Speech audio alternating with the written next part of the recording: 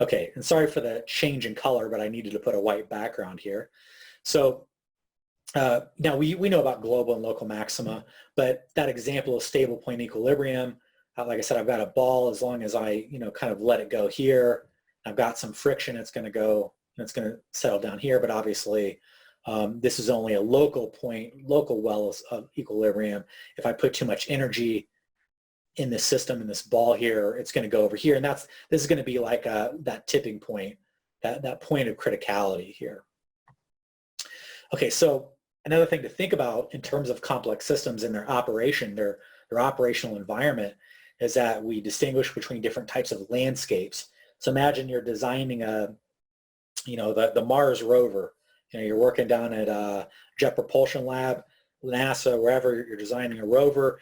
You're thinking about what types of landscapes do I need to, if I have some objective that I want my system to meet, what type of landscape do I have?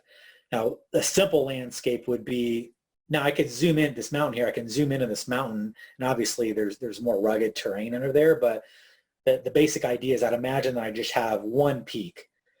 The reason that problem is relatively simple to solve is that it's not changing, number one, and number two, I always have a gradient that I'm getting an increase. Let's say that the goal is to get to the top of the mountain.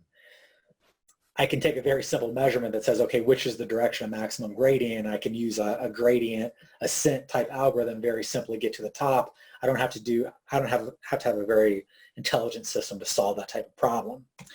The next step up would be what's called a rugged landscape.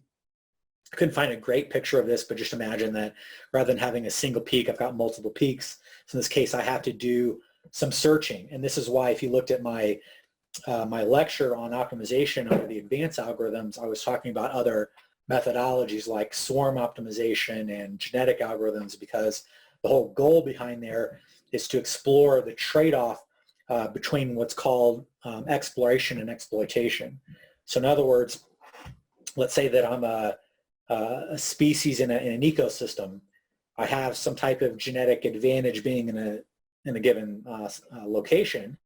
Well, I might want to rest on my laurels, so to speak. In other words, I found a new energy source, I found water or food or whatever it is.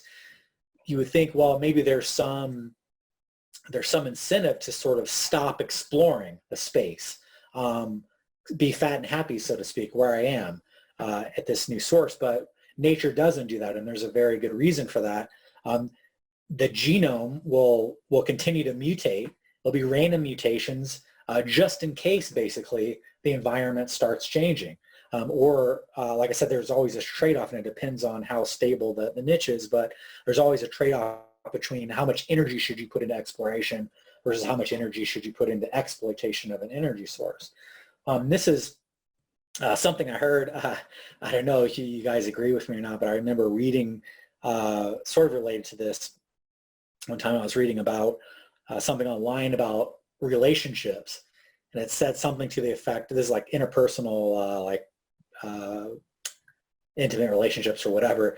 There was an article that said something that a lot of times people will stay in a relationship that they don't like because historically it's taken so much energy to like go out and find someone new. So people will stay in that. Maybe today with like dating apps or whatever, it's different, but nonetheless, I can see that. I think the same thing would be true, like not just in that situation, but like with a job. How many people do you know that are in a job they don't really like because they're like, well, I don't want to put a resume together and have to go interview. It does take energy to do it. So that's the exploration versus exploit trade-off.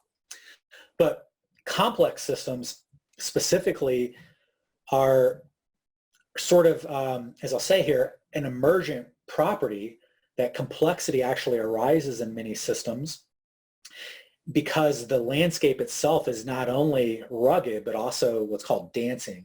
So imagine I've got a landscape that not only, I can, in the rugged landscape, I can do mutation and find another, I can find another peak here, but imagine that it's dancing and I've got to be very agile. Then I've got to increase my diversity. I've got to increase my robustness and all these other factors under these conditions.